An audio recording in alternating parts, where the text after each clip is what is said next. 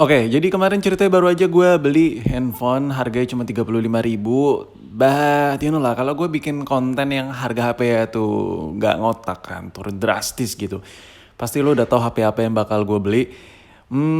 Ini gue beli teman gue sih sebenarnya yang beli, dia nyari di Shopee gitu dan ya udah nyampe ke alamat teman gue dan habis itu dioper ke gue dan ini dia paketnya. Gue beli 35.000 belum termasuk ongkir. Gue nggak tahu ongkir ke tempat teman gue berapa, yang jelas gue ngasih ke dia duit gocap buat beli HP beginian. Menurut lo worth it atau enggak? Gak usah lo tanya lagi, jelas ini nggak worth it.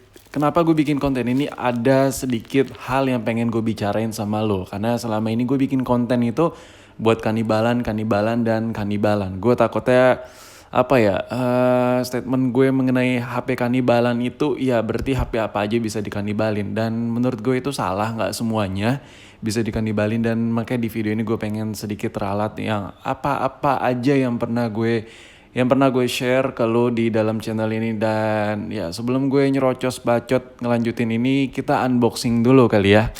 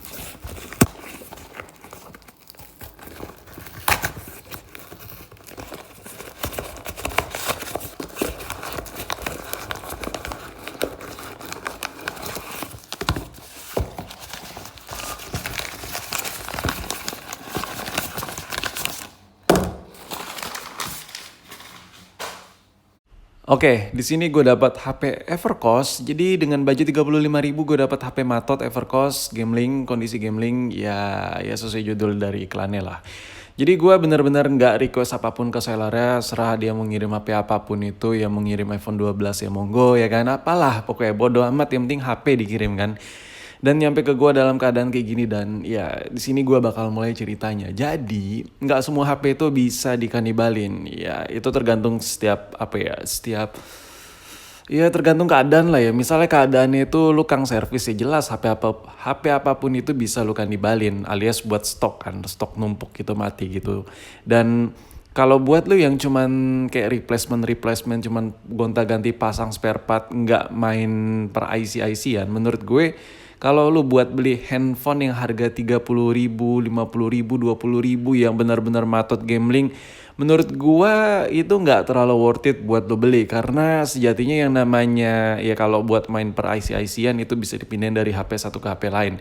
Tapi kalau HP yang lu beli itu lu tumpukin stok bakal lu kanibalin, contohnya lu kayak cuman replacement hardware-nya aja, beda men antara desain luar, desain fisik, kondisi hardware dengan hardware bagian motherboard itu beda. Masih memang sih kalau buat dari segi spare part itu plug and play gitu, lu lepas lu pasang, nggak main solderan. Tapi dari segi fisik desainnya itu nggak semua handphone yang lu punya itu bisa diterapin ke HP lain, beda sama ya dalaman yang ada di mainboard ya. Dan untuk LCD sendiri ini yang gue dapat kondisinya boleh dibilang ini nggak bisa dikanibalin. Kenapa? Karena di situ udah ada kayak coak-coak bagian dalam gitu ya. Gue jual HP, misalnya gue punya Evercost yang tipe sama dan gue pindahin LCD-nya, bakal komplain lah kalau beli dengan harga jual dengan LCD yang ada garis-garis gitu. Dan ini gue penasaran, gue bakal coba bongkar. By the way ini bautnya udah nggak komplit dan gue nggak permasalahin itu. Dan gue sedikit informasi aja, ini gue nggak dapat baterai ya, karena memang di situ keterangannya juga tidak termasuk baterai.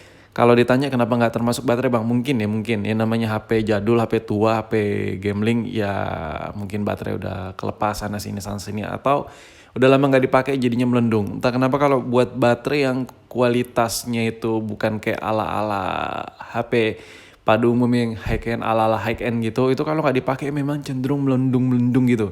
Kayak hamil gimana gitu, padahal nggak ada yang hamilin kan. Ngomong apa gue ya. Dan di sini ini bautnya ini nggak komplit tuh lumayan banyak, tapi gue no komplain juga masalah itu. Terus kalau lu beli HP-HP murah gini lebih cocok buat apa sih kalau lu bukan tukang servis? Lebih cocok kayak lu pengen nguasain gimana sih cara ngebongkar HP. Menurut gue ini worth it banget, pakai banget kalau lu beli ya. Karena di situ lu bisa mempelajari proses pembongkaran, karena setiap handphone itu kriteria ngebongkar itu beda. Ada yang pakai baut, ada yang kayak cuman dilem-lem doang, ada yang model congkel-congkel doang. Dan ini bagian dalamannya kayak gini, kalau dikasih skor dari 0 ke 100 skornya berapa?